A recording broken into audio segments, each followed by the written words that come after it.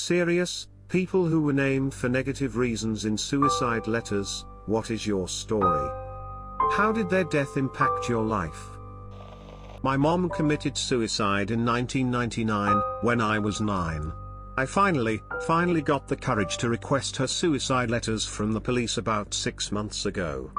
There is one short snippet in her letter about me. For my mother, I was a testy child and she found me to be quite annoying. Despite that, however, it seemed that she held off with completion of suicide, as also stated later on that she couldn't live just for me any longer. You know what? I felt loved after reading that. I laughed knowing that she found me annoying, much like any typical mother probably would think of their child. But the fact that she tried to prolong her death, despite the fact that she struggled with mental health since childhood, meant the world to me. She lasted 9 whole years after giving birth to me. She was selfless for as long as she could bear it. Edit, my God, I woke up to this morning with so many comments. What warms my heart most is seeing this outpour of support. Not for me, but for everyone who is also struggling with their own mental health. I never thought it would spur so much attention, let alone so much support and healthy conversation between all the users. I'm more excited that people are openly sharing about their mental health and not continuing the stigma with it. September is Mental Health Awareness Month. Speaking about our vulnerabilities and supporting one another is the best way to destigmatize what society thinks of mental illness. Thank you all so much for taking the time to comment, for being honest with each other, for providing your insights and stories. P.S. Many of you have asked if I am okay, and have given me well wishes. It has been nearly 20 years, some days are a struggle, but her letter gave me so much closure. She is my primary inspiration to live a fulfilled, happy life. I grew up to become a clinical social worker, to provide psychotherapy to other children who may struggle with their own demons.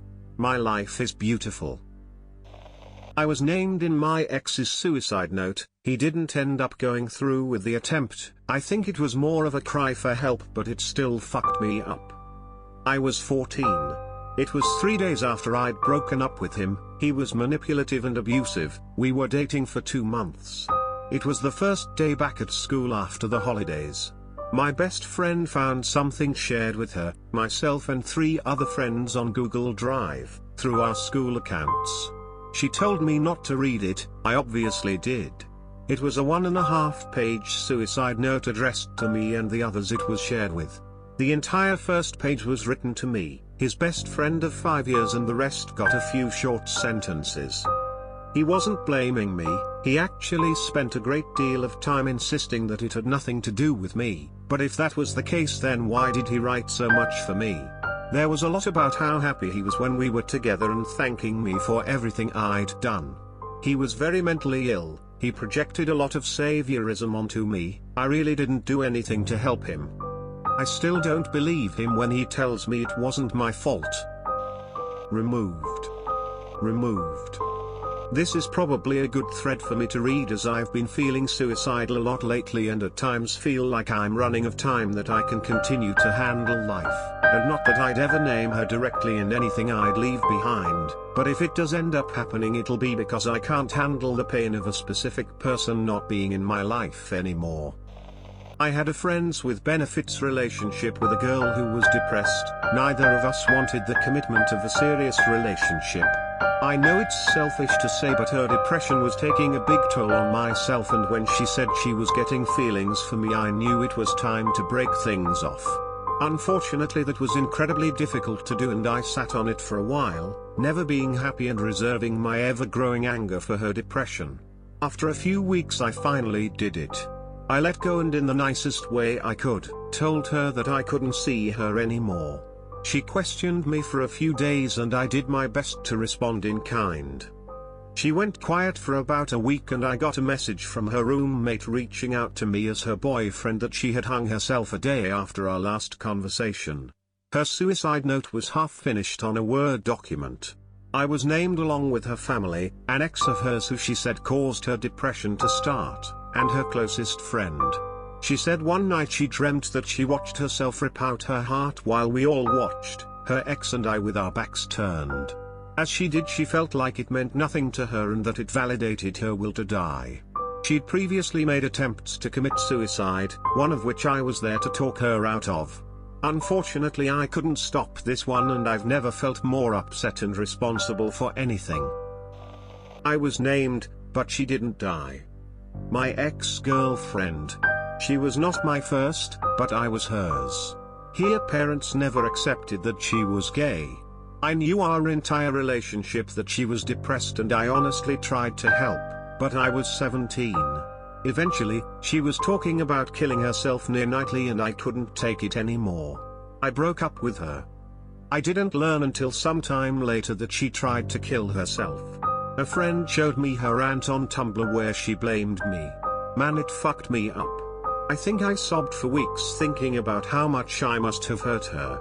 Took a lot to learn that it wasn't necessarily my fault, that we were kids and she needed help I couldn't give. The great thing is she's doing much better now. We don't talk often, but we've spoken about what happened. It still fucks me up a little though. My best friend from high school killed herself on my birthday in 2017. We had both been very depressed and suicidal in high school and gave each other a lot of support, but in college I tried to get the help I needed and she did not. I blocked her number after she sent me some gory pictures of self-harm in early college because I just couldn't take it anymore. We were at different big state schools in the Midwest. She got in touch with me again after she attempted suicide in our sophomore or junior year of college and was diagnosed with bipolar disorder. We talked some and she told me I was the only person she trusted, even though we hadn't talked in a year or two at that point. At some point in my junior or senior year of college we Skyped and she was completely trashed, taking more shots right in front of me on camera and threatening to kill herself right there on camera in front of me, laughing maniacally.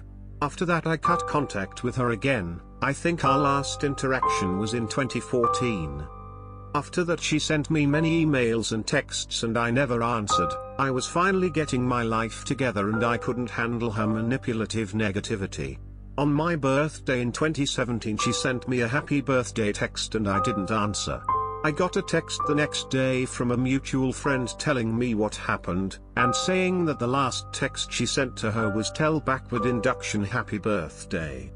There was no note that I'm aware of, but I'm certain that she intentionally did it on my birthday. I spent a long time spiraling and thinking about the what ifs.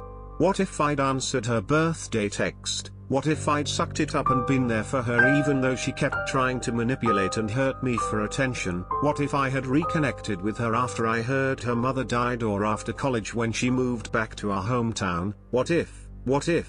What if? Removed.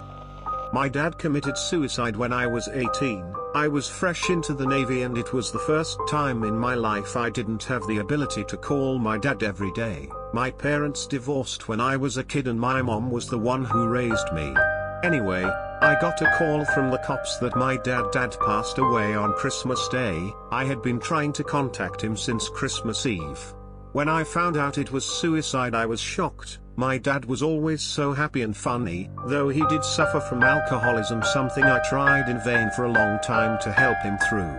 I had no idea he was suffering from such deep depression, something I also suffer from.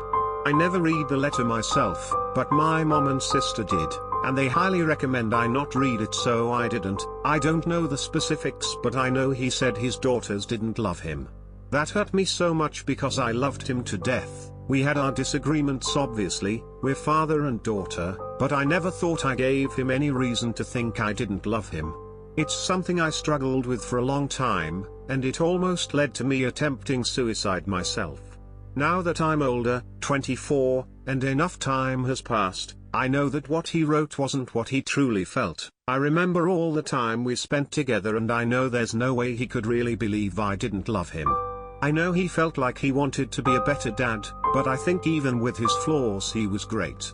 If I could tell him anything today it would be that I'm sorry that I ever did anything to make him think I didn't love him. Unfortunately we never get those opportunities when things like this happen.